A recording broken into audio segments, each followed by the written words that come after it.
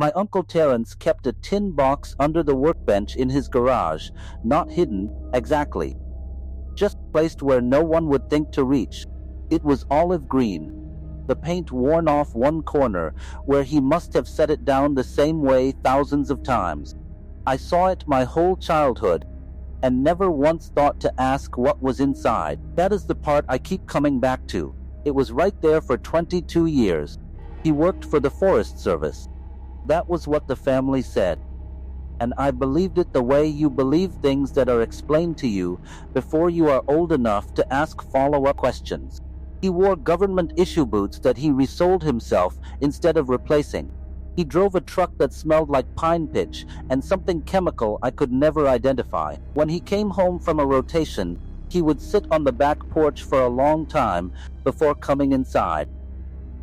Not on the phone, not reading, just sitting, watching the tree line at the back of the property like he was waiting for something to stop moving.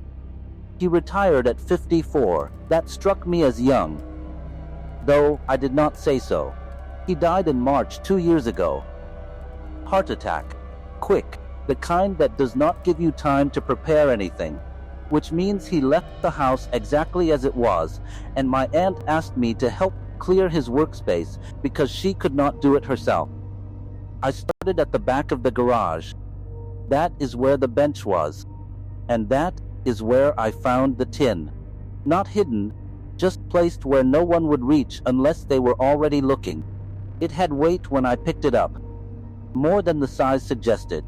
I set it on the workbench under the fluorescent light. The latch was a simple hook, the kind you find on a feed box. No lock, no label. I remember the smell when I opened it. Old paper and something mineral, like creek water dried on stone. Inside was a ruled notebook, brown with age at the edges, and a folded piece of paper tucked into the front cover. The paper had been folded and unfolded so many times the creases had gone soft. I opened it. At the top, in his handwriting, it said, "R for whoever takes this posting next. Read before your first week is out." Below that were 8 things numbered in order. Not rules, exactly. He had not called them rules. He had called them what he learned. The first one read, "If you find a clearing that has no bird sound and no insect sound, mark it on your map and do not return to it alone." I read that 3 times. Then I set the paper down and stood very still in the garage for a moment. There is a particular kind of dread that comes not from something frightening, but from something that fits, like a piece of information that snaps into place and explains something you had been almost wondering about for years without knowing it. That is what that first line did. It did not scare me the way a scream scares you. It settled into me like cold water rising. I sat down on his stool and I read the rest. The second thing he had written was about water. He said that if you are near a stream and the sound of it shifts direction without the wind changing, you stop walking immediately. You do not try to locate the source of the change. You turn around and you retrace your steps exactly, placing your feet in the marks you already made coming in. He underlined the word exactly. I thought about the way he used to pause sometimes mid-sentence. Not to search for words, it was more like he was listening for something underneath the conversation. My aunt used to say he was just tired. I used to believe that. The third thing was about smell. He wrote that certain things in those woods carry a smell before they are close enough to see. He described it as something between ammonia and turned soil, and he said that if you encounter it, you do not run.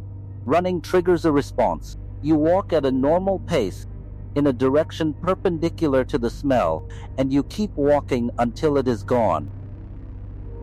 He had added a note below that one in different ink, written later. He had added, "I have smelled it 11 times. I am still here." I sat with that for a while. The fourth thing was about shadows, not shadows from objects you can identify.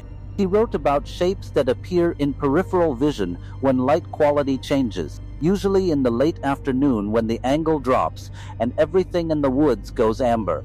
He said they are not aggressive. He said do not look directly at them. He said they respond to being seen in a way that he did not elaborate on. He had written only looking changes thing. The fifth was about sound, a specific kind of sound. He described it as vocalization that almost resembles a word. Not language, he wrote. Not even close, but shaped like the space where a word would go. He said, if you hear it once, log the location. If you hear it twice from different directions in the same hour, you leave the area and you file a report with the designation he had written in a shorthand I did not recognize. 6 of the 8 things I understood, or at least I understood the instruction inside them. The 6th was about trail markers. The 7th was about time, how some coordinates seem to take longer to walk out of than the distance should allow, and what to do when you realize you have been walking for an hour and the light has not moved. The 8th thing I could not fully read, not because the handwriting was bad. His handwriting was careful throughout. The 8th was unfinished. 3 lines in, the sentence ended without a period, and the rest of the page was blank. He had left a space there, like he was planning to come back and finish it. He never came back to it. I have the notebook now. My aunt did not want it. She said she always knew he saw things out there, and she made her peace with not knowing what they were. I have read the 8 things many times. I understand 7 of them. I understand the instruction, what to do and what not to do and why, but I do not know what he saw that made him stop writing mid-sentence on the 8th. Sometimes I think the answer is still out there, somewhere past the tree line, somewhere in a clearing with no sound. Sometimes I think it is better that the sentence never finished.